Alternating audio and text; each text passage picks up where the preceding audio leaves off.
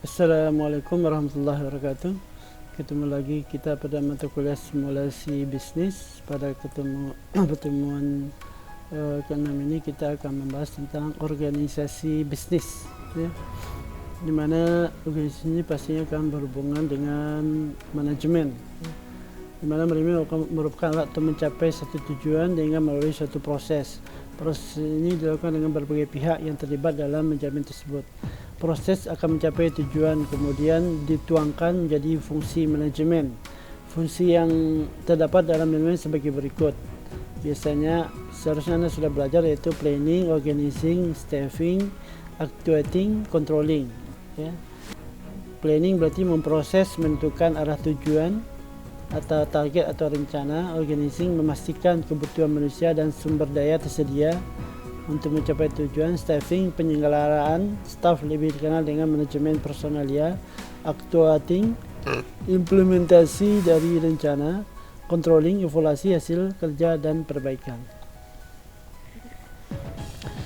Ya, ini yang sudah kita bahas tadi bahwa fungsi manajemen, ya. Kemudian jenis organisasi. Pertama itu organisasi garis, ya, bentuk organisasi yang tertua. Paling sederhana, organisasi terbilang masih kecil, jumlah karyawannya masih sedikit, sehingga saling mengenal satu sama lain dengan baik, ya. Contohnya ini direktur, manajer, baru kepala bagian. Ini namanya organisasi garis. Kemudian organisasi garis dan staf, ya. Bentuk organisasi ini dipakai oleh organisasi yang besar. Cakupan kerjanya luas, bidang tugas yang dikerjakan beraneka ragam dan rumit. Kemudian karyawan yang dimiliki banyak. Terdapat dua kelompok wewenang dalam organisasi ini, yaitu wewenang lini dan staf, ya. Jadi di sini ada manajer, ini staf, ya. Ini langsung kabak, dan kemudian bawahnya pelaksanaan. Ketiga itu adalah organisasi fungsional. Bentuk organisasi yang dibentuk atas dasar fungsi-fungsi yang dijalankan. Organisasi ini diterapkan pada perusahaan yang pembagian tugasnya dapat dibedakan secara jelas. Ya, ini direktur, ini bagian keuangan, bagiannya yang pembagiannya jelas. Kemudian organisasi lini dan fungsional. Organisasi lini dan fungsional adalah organisasi yang masing-masing anggota mempunyai wewenang yang sama, ya, dengan pimpinan secara kolektif, ya. Organisasi komite lebih mengutamakan pimpinan, artinya lah organisasi yang terdapat pimpinan kolektif, presidium, ya, dan ini bersifat manajerial.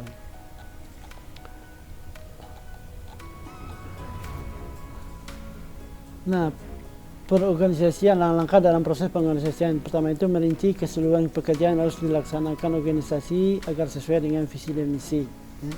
Nah, ini pekerjaan yang biasanya harus ditanamkan kepada semua karyawan. Jadi contohnya visi dan misi perusahaan A. Biasanya kalau yang baik itu mereka akan menempelkan di sudut-sudut yang kelihatan tiap hari oleh karyawannya, di lorong atau dekat pintu masuk atau di mana, yang sehingga setiap karyawan bisa hafal dan mengetahui bahwa visi dan misi perusahaannya adalah ini. Kemudian membagi beban kerja ke dalam aktivitas secara logis dan memadai dapat dilakukan oleh seseorang atau kelompok. Nah, maka di sini perlunya tim, ya. Ada sesuai organisasinya. Kalau di depannya ada kabak itu akan membagi pekerjaan, kemudian ditetapkan SOP-nya atau job desk masing-masing, sehingga pekerjaannya bisa terbalance. Kemudian mengkombinasikan pekerjaan anggota organisasi dengan cara logis dan efisien, ya. Jadi kalau ada pekerjaan yang saling terkait, itu dibagi secara logis sehingga pekerjaan lebih efisien. Contohnya orang keuangan tentunya ada beberapa tahap, misalnya bagian jurnal, ya. Kemudian bagian cost accounting, bagian ini, ya. Sedangkan bookkeepernya akan mengerjakan setelah pekerjaan ini orang ini selesai. Maka salah satunya adalah di mana biasanya bookkeeper bisa mengecek langsung pekerjaan orang-orang yang di bawahnya. Kemudian mengkomunikasikan pekerjaan organisasi secara efisien. Ini tadi sudah menetapkan mekanisme atau mengkoordinasikan pekerjaan anggota organisasi atau satu kesatuan yang harmonis. Kemudian memantau efektivitas organisasi, mengambil langkah-langkah penyesuaian dan memberontakkan atau meningkatkan efektif. Ini pasti ini dikelola oleh bagian-bagian manajerial ke atas. Pergerakan. Di dalam pergerakan, dalam manajemen adalah mempengaruhi orang supaya bersedia menjadi pengikut. Nah, di dalam ilmu manajerial itu perlu, di mana orang bisa membuat orang bisa mempengaruhi seseorang supaya bisa mengikuti apa yang mereka mau. Nah, itu kan secara kalau bicara psikologi itu akan sedikit sulit, maka biasanya mereka menerjemahkannya ke dalam visi misi, kemudian job desk pekerjaan, dan kemudian baru ditambah dengan motivasi atau mereka berupaya mempengaruhi orang supaya bisa mengerjakan sesuai apa yang dituju. Kemudian membuat orang yang suka mengerjakan tugas dengan baik. Ya, tugas manajer adalah membuat suka dan mengerjakan tugas yang baik. Nah, ini biasanya ada motivasi sehingga orang itu bekerja dengan ini. Paling banyak itu adalah pendekatan keagamaan, pendekatan kekeluargaan, beberapa pendekatan lain yang membuat mereka senang bekerja di sana, atau pendekatan memang secara finansial dan lain. Contohnya kalau Anda bekerja di sebuah perusahaan yang besar misalkan, kemudian remunerasinya baik, mereka akan tentunya apa yang mereka harapkan, ya mereka juga akan diharapkan bekerja dengan baik juga. Kemudian mendapatkan, memelihara, memupuk kesetiaan pada pimpinan, tugas dan organisasi tempat mereka bekerja. Ya. Ini salah satu dari tugas orang manajerial, menanam, memelihara, memupuk rasa tanggung jawab orang-orang terhadap Tuhan, negara. Nah, ini biasanya ditanamkan supaya rasa jujur, rasa kesetiaan terhadap sebuah perusahaan dan lain itu ditanamkan sehingga mereka tidak mudah pindah ke perusahaan lain. Nah, staffing, di dalam staffing, penyusunan personal staffing pertama itu perencanaan sumber daya, penentuan kebutuhan jabatan, menentukan spesifikasi jabatan, hasil proses analisa jabatan, terdiri dari satu keahlian, keterampilan, pengembangan sumber penawaran personalia. Nah, di dalam perencanaan sumber daya ini perusahaan harus memikirkan, ya, atau memberikan sebuah kepercayaan bahwa karyawan itu adalah aset bagi perusahaan, ya, bukan sebagai pekerja atau pelengkap dari sebuah perusahaan, tapi mereka adalah aset. Kalau sebuah perusahaan menganggap bahwa sumber daya manusia itu adalah aset, maka perusahaan itu akan menjaganya, ya. Makanya kalau perusahaan bagus itu mereka akan memberikan training kepada sumber daya manusianya, dan mereka juga akan memberi ikatan-ikatan tertentu. Contohnya misalkan 2 tahun, ya, tidak boleh keluar karena sudah ada persyaratan A, B, C atau persyaratan lainnya. Kemudian penarikan, ya, rekrutmen berkenaan dengan pencarian tenaga kerja potensial dan jumlah tepat. Ya, ini biasanya makanya ada beberapa sekarang itu tumbuh subur adalah perusahaan-perusahahaan pencari kerja, konsultan, ya.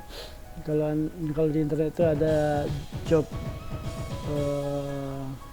DB dan sejenisnya, sehingga banyak perusahaan juga memberikan semacam lowongan ke sana. Seleksi, yaitu pemilihan tenaga potensial memiliki jabatan tertentu. Ya, ini biasa standar pengenalan orientasi atau orientasi pekerjaan misalnya karyawan dengan karyawan baru. Nah ini bagi karyawan baru biasanya memang ada masa percobaan 3 bulan biasanya 3 bulan. Kemudian setelah Anda bekerja setelah 3 bulan dianggap bagus, baru ditetapkan sebagai pegawai tetap atau pegawai percobaan selama setahun. Kemudian latihan dan pengembangan peningkatan aktivitas kerja. Ya, ini biasanya dikasih semacam pelatihan dan lain-lain. Kemudian penilaian pelaksanaan kerja. Nah, untuk mendapatkan remunerasi yang baik biasanya orang SDM juga akan melakukan penilaian kinerja pegawainya terhadap standar-standar yang telah diberikan. Kemudian pemberian jasa dan penghargaan. Makanya di beberapa perusahaan itu ada kalau employee of the month, employee of the year, sehingga mereka merasa dihargai bahwa mereka bekerja dengan baik. Kemudian perencanaan dan pengembangan karir. Ini mencakup promosi, demosi lateral, ya, penugasan kembali, pemecatan, pemberhentian dan lain-lain. Pengendalian, ya, fungsi pokok pengendalian yang mencegah adanya penyimpangan atau kesalahan. Memperbaiki berbagai penyimpangan yang terjadi, mendefinisikan organisasi, mempertebar rasa tanggung jawab. Nah, dalam pengendalian ini, ya, ini biasanya harus dibuat semacam rule, aturan, ya, supaya tidak terjadi orang melakukan penyimpangan atau kesalahan. Makanya harus yang bagusnya adalah by system, ya, sehingga tidak memungkinkan orang melakukan penyimpangan. Contohnya di bidang keuangan, ya, antara kasir, ya, kasir yang memegang uang dan mencatat itu orangnya beda. Contohnya kalau di perbankan itu ada namanya teller itu yang di depan menerima uang dari karyawan.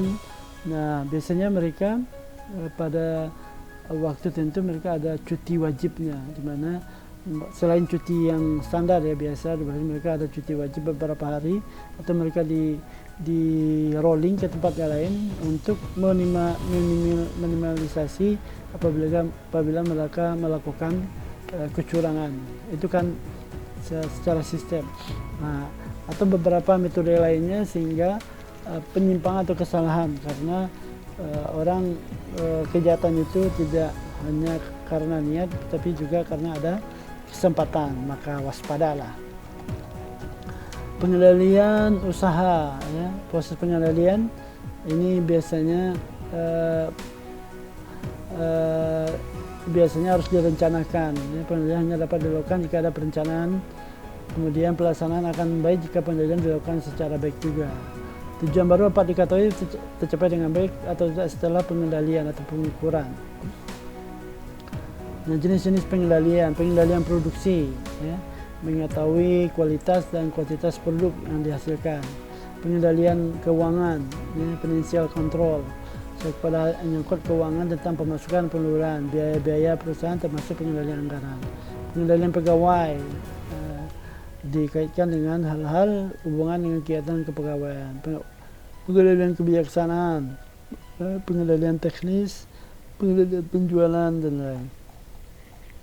Kemudian pengendalian usaha, internal control dan external control. Internal control itu cakupan dari pengendalian sistem meliputi hal yang cukup luas baik pelaksanaan tugas, prosedur dan sistem.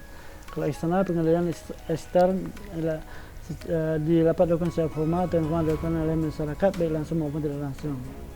Alat pengendali pertama, berapa alat yang menggunakan fungsi pengendalian, ya, budget, non budget. Kalau budget itu berarti sudah direncanakan dulu beberapa waktu, misalkan pada saat raker tahun itu sudah ada budgetnya. Non budget berarti ada personal observation, report, statistik, financial statement, perhitungan dan lain-lain. Ini tadi, ya.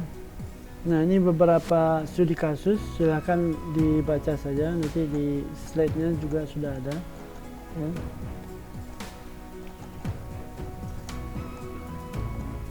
Nah, ini beberapa untuk khusus untuk SDM ya. Ini tadi udah. Nah, di salah satu yang penting di SDM adalah kompensasi penghargaan atau imbalan yang diterima oleh para tenaga kerja atau karyawan atas kontribusinya dalam mewujudkan tujuan perusahaan ya. Kompensasi finansial ya, standar ya, upah, gaji, komisi dan bonus. Komisi non finansial ya, rasa aman, pengembangan diri, peluang kenaikan gaji, simbol status, pujian, pengakuan dan lain-lain ya. Kemudian pengembangan ya. Pengembangan seperti tadi mengikuti mutu tenaga kerja, training dan lain-lain. Integrasi adalah kegiatan rutin perusahaan menyelesaikan program-program organisasi pribadi dan masyarakat seperti serikat pekerja dan lain-lain. Baik, itu dulu. Mudah-mudahan bisa dipahami. Jangan lupa mengerjakan kuis serta tugasnya. Assalamualaikum warahmatullahi wabarakatuh.